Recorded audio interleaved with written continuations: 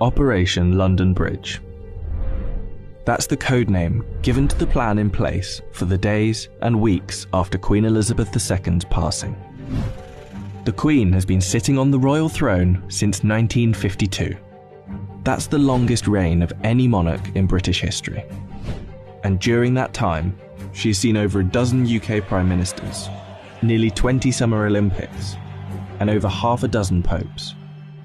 The Queen is the cornerstone to the Commonwealth, the patron to almost 600 organisations and charities, and plays a pivotal role in the UK's alliance with many countries. So her passing will bring about a lot of change.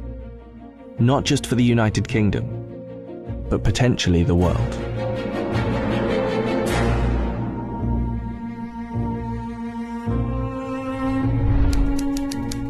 Her private secretary, the Right Honourable Edward Young, will immediately pass a message on to the acting Prime Minister at the time. That message will likely read, "London Bridge is down." The Prime Minister will then set Operation London Bridge into action. Within minutes, the 15 governments outside of the UK where the Queen is head of state will be informed over a secure line. And that will be followed by the other 36 Commonwealth nations and leaders around the world. The gates of Buckingham Palace will then dawn a black-edged notice of the news. At the same time, a newsflash will alert media around the world. Every media outlet is prepared for the news. Every radio station has a network of lights that will flash to indicate a national catastrophe such as this. All BBC shows will stop and proceed to run a feed dedicated to the news.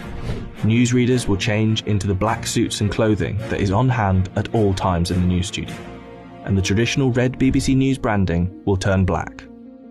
Newspapers, TV channels and radio stations have days of coverage ready to go. On the same day as her death, the Queen's eldest son, Charles, will immediately become king, and it's reported that the stock exchange, businesses and shops across the UK will likely close for the day out of respect.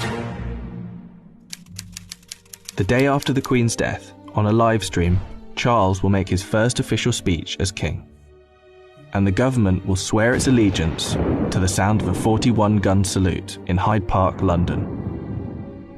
After that, King Charles, if this is the name he so chooses, will set off on a UK tour, visiting the leaders of government in the capitals of each country, Edinburgh, Belfast and Cardiff, before returning to London. During this period, TV channels will play the many documentaries already made in the Queen's honour, and the BBC will refrain from playing comedy shows as a sign of respect until after the funeral. 4 days after her death, the Queen's coffin will be led on a military procession from Buckingham Palace to Westminster Hall. Here she will lie in state over the next 4 days, and after which King Charles, family and dignitaries will pay their respects.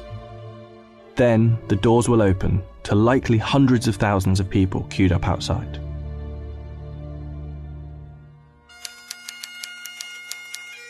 The funeral is estimated to take place 10 to 12 days after the Queen's passing.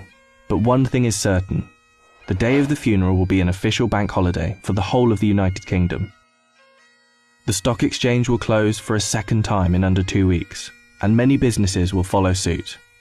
At 11 AM sharp, the bells of Big Ben will chime, the country will fall silent, and the coffin will be brought inside Westminster Abbey, where 2,000 specially invited guests will bow their heads in prayer.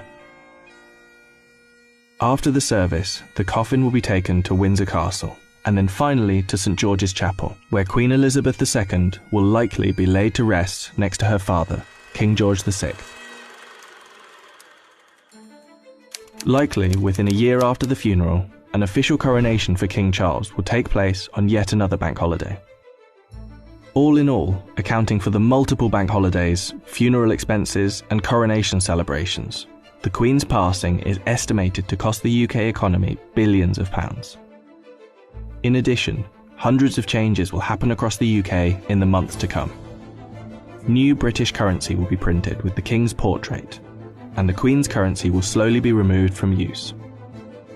The same will happen for stamps, passports, and police and military uniforms, and the national anthem will be changed to God Save the King.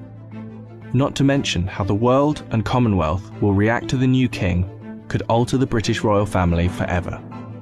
For example, there is growing support in Australia for the country to become a republic, and the Queen's death could heighten that support.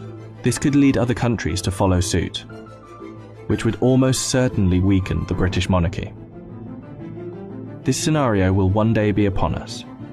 Operation London Bridge will be triggered, and arguably the biggest funeral of our lifetime will be witnessed around the world.